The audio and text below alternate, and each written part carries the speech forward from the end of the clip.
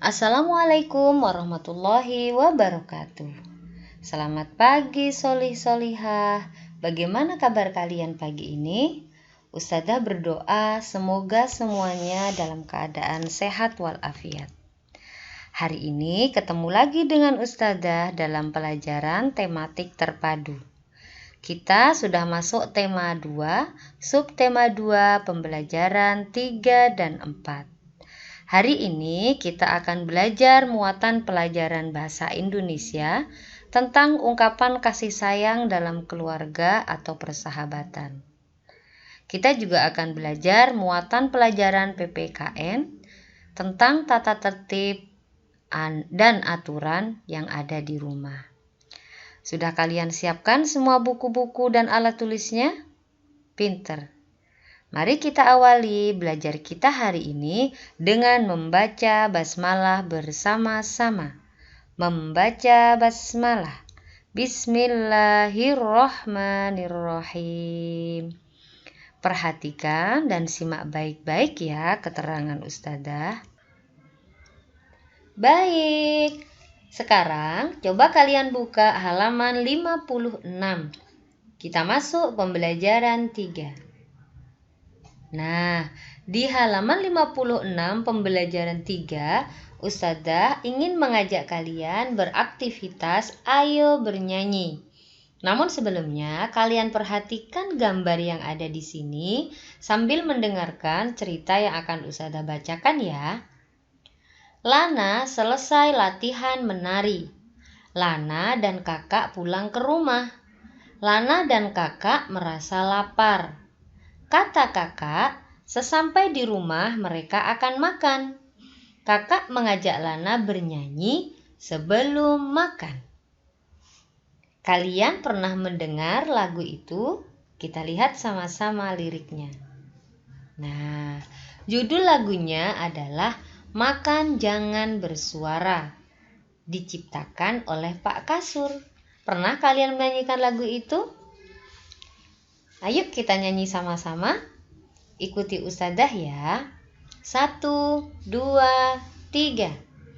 Sebelum kita makan, Dek, cuci tanganmu dulu. Jagalah kebersihan, Dek, untuk kesehatanmu. Banyak-banyak makan, jangan ada sisa. Makan jangan bersuara. Banyak-banyak makan, jangan ada sisa. Ayo makan bersama. Hore! Pintar sekali bernyanyinya. Seru lagunya? Pintar. Yuk, kita lanjutkan ke halaman berikutnya. Kita lanjut halaman 57. Kita lihat ada apa di halaman 57. Oh, jawablah pertanyaan dengan lisan. Tadi kita sudah bernyanyi ya tentang makan jangan bersuara. Di lagu yang kita nyanyikan bersama, di situ terdapat kalimat mengenai aturan ketika kita sedang makan. Di antaranya adalah makan jangan bersuara. Kemudian cuci tangan sebelum makan. Makan banyak-banyak, jangan ada sisa. Makan jangan bersuara. Nah, coba. Sekarang kalian jawab. Ada beberapa pertanyaan yang harus kalian jawab. Cara menjawabnya, sampaikan dengan suara yang lantang jawaban dari pertanyaan yang akan Ustazah atau Mama tanyakan kepada kalian. Sudah siap? Oke, kita mulai. Pertanyaan pertama. Apa yang kamu lakukan sebelum makan? Coba diingat-ingat. Sebelum makan biasanya apa dulu ya? Kalau sudah ketemu jawabannya, sampaikan dengan suara yang lantang kepada Mama yang ada di samping kalian. Siap? Oke. Pertanyaan kedua. Apa nama ruangan tempat kita makan? Biasanya kalau makan di mana ya? Disebut dengan ruang apa ya? Pinter. Nomor 3. Apakah makanan kamu kunyah sampai halus? Kalau makan tidak boleh terburu-buru. Makan harus dikunyah dulu sampai halus baru ditelan. Begitu, agar makanan yang kita telan bisa cepat dicerna di dalam perut kita. Selanjutnya, bolehkah makan sambil berbicara? Boleh enggak ya kalau makan sambil berbicara? Kenapa? Kok tidak boleh? Jika itu jawaban kalian, sampaikan ke mama juga ya. Nomor 5. Apakah kamu pernah makan dan tidak habis? Ayo ngaku. Siapa yang pernah makan tapi tidak dihabisin? Sayang kan kalau makan tidak dihabisin? Nah, jika kalian pernah seperti itu, mulai sekarang harus berjanji. Jika makan harus dihabisin, tidak boleh sampai tidak habis. Karena Allah tidak suka anak yang suka menyia-nyiakan makanan. Yang suka membuang-buang makanan itu temannya setan katanya. Jangan lagi ya, pasti bisa. Nomor 6. Berapa kali makan dalam sehari? Coba dihitung. Berapa kali kalian makan sehari? Ketujuh, bersama siapa biasanya kamu makan? Di rumah biasanya kalau makan sama siapa? Makannya makan sendiri apa masih disuapin ya? Kakak SD sudah harus belajar mandiri. Yang kemarin-kemarin makannya masih disuapin, belajar ya makan sendiri ya. Makannya pelan-pelan, pasti semuanya bisa. Nah, ingat, sampaikan jawaban-jawaban kalian dengan suara yang lantang dan penuh percaya diri. Pasti kalian bisa. Siap? Oke. Selanjutnya, masih di halaman 57. Perhatikan gambarnya. Ini ada gambar Lana sedang makan. Coba dengarkan ya ceritanya. Makanan sehat untuk beraktivitas. Setelah berlatih menari, Lana merasa lapar. Tahukah kamu kenapa Lana merasa lapar? Untuk beraktivitas, tubuh membutuhkan energi. Energi diperoleh dari makanan. Makanan harus bergizi. Makanan juga harus bersih. Nah, makanya kenapa? Kalau kita sekolah pagi-pagi, tidak sarapan dulu, kemudian berangkat sekolah, di sekolah jadi males, di sekolah jadi ngantuk karena kita tidak punya energi. Makanya sebelum berangkat sekolah, sebelum melakukan kegiatan, makan dulu. Tapi ingat, makannya harus yang bergizi, makannya juga harus yang bersih, agar kita mendapatkan energi yang baik dari makanan yang kita makan. Jangan lupa ya, sarapan pagi yang teratur di rumah. Selanjutnya, kalian buka halaman 58. Nah, 58 ada gambar Lana sedang makan. Apa keterangan gambar di situ? Lana mematuhi aturan makan dengan baik. Nah, nasihat kakak. Kalian punya adik di rumah? Kalau punya adik di rumah, jadilah kakak yang baik. Coba kalian nasihati adik kalian seperti kakak Lana menasihati kepada Lana. Perhatikan baik-baik. Kakak menasihati Lana mengenai aturan makan. Lana mendengarkan nasihat kakak dengan baik. Kalian juga harus gitu. Kalau sedang dinasihati oleh kakak, ayah atau ibu, dengarkan baik-baik ya. Berikut nasihat kakak untuk Lana mengenai aturan makan yang baik. Perhatikan semuanya. 1. Makanlah pada waktu makan yang sama secara teratur. Makannya harus teratur.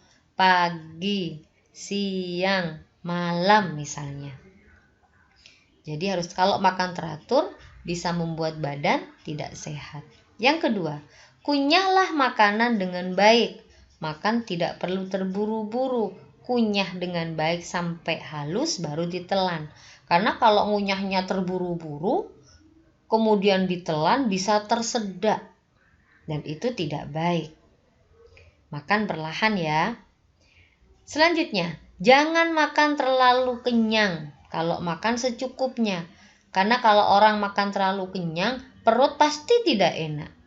Kalau terlalu kenyang, bukannya tambah semangat kita melakukan kegiatan, tapi kemudian malah merasa ngantuk. Kalau sudah ngantuk, pingin tidur. Akhirnya gagal kita melakukan kegiatan. Efek terlalu kenyang. Selanjutnya, jangan makan makanan yang tidak tertutup. Makanan tersebut mungkin mengandung kuman penyakit. Hati-hati ya. Makanan harus dijaga supaya bersih, makanan harus ditutup. Karena kalau tidak ditutup bisa dihinggapi lalat. Lalat yang hinggap di makanan bisa jadi mereka baru hinggap di sampah. Mereka baru hinggap di kotoran. Kemudian dibawa terbang, hinggap di makanan, akhirnya kotorannya tertinggal di makanan. Kalau kotoran sudah tertinggal di makanan, kemudian kita makan, masuk jadilah penyakit. Bisa mengakibatkan sakit perut sampai diare. Makanya hati-hati, betul-betul kita makan makanan yang bersih. Bisa semuanya? Bisa melakukan aturan makan dengan baik di rumah seperti yang disampaikan oleh Kakak Lana? Pasti bisa. Karena Ustazah yakin kalian adalah anak yang cerdas, bisa melakukan hal-hal baik di rumah. Oke, selamat mempraktekkan di rumah bersama ayah dan bunda. Baik, kita lanjutkan halaman 58. Coba perhatikan. Halaman 58 ada kegiatan bagaimana sikapmu. Nah, tugas kalian di sini adalah berilah tanda centang untuk pernyataan yang benar. Berilah tanda silang untuk pernyataan yang salah. Di situ ada kotak-kotak berwarna kuning di samping kalimat. Tugas kalian isi kotak itu dengan checklist jika pernyataan benar, isi dengan tanda silang jika pernyataan salah. Sudah siap? Sudah dipegang dengan benar pensilnya? Kita mulai dari nomor 1. 1. Makan makanan yang sehat. Benar apa salah ya? Kalian isi. 2. Tidak memakan makanan yang sangat pedas. Benar apa salah ya? 3.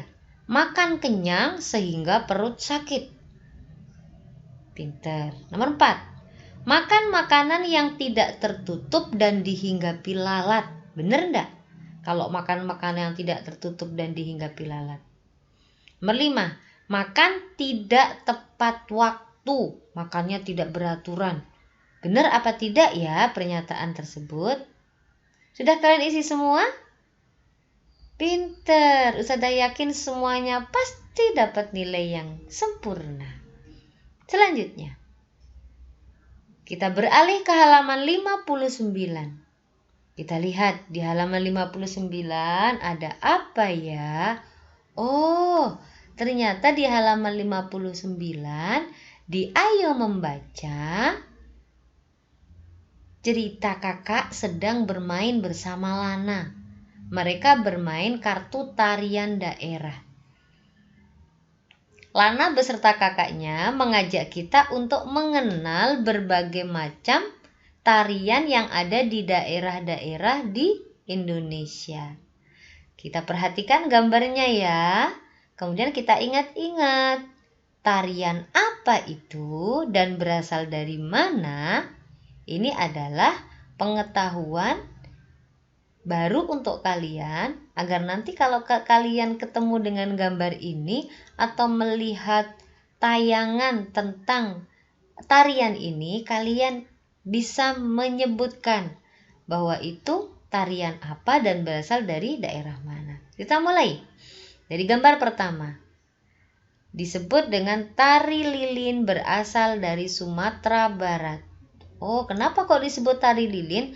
Ternyata di tangan penarinya ada lilin yang dipegang.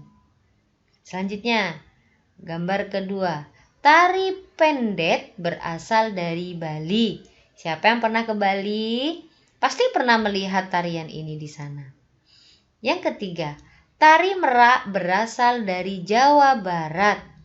Tari merak berarti tarian itu menggambarkan tentang burung merak berasal dari Jawa Barat. Kita lanjutkan di bawah. Tari lenso berasal dari Manado. Perhatikan gambarnya. Kemudian tari tortor berasal dari Sumatera Utara. Yang menari bapak-bapak ya. Di sini gambarnya. Selanjutnya, tari serimpi berasal dari Jawa Tengah. Coba kalian perhatikan satu persatu. Pakaiannya sama enggak ya? Tidak. Kemudian, kenapa kok tidak sama? Karena memang asal tariannya tidak sama. Ada yang dari Sumatera, Bali, Jawa Barat, makanya tidak sama. Nah, sekarang sudah tahu ya, ada 6 jenis tarian dan asal dari mana tarian itu yang kita pelajari hari ini. Semoga ini menambah wawasan kita bersama agar kita lebih mengenal budaya-budaya khususnya tarian di daerah-daerah di Indonesia. Selanjutnya, kita lihat di halaman 60. Oke, halaman 60 ada ayo belajar.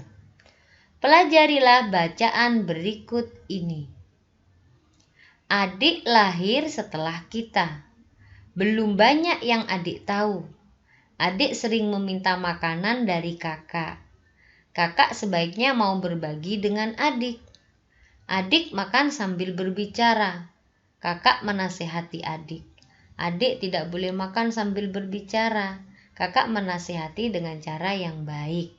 Nah, ini adalah contoh menjadi kakak yang baik.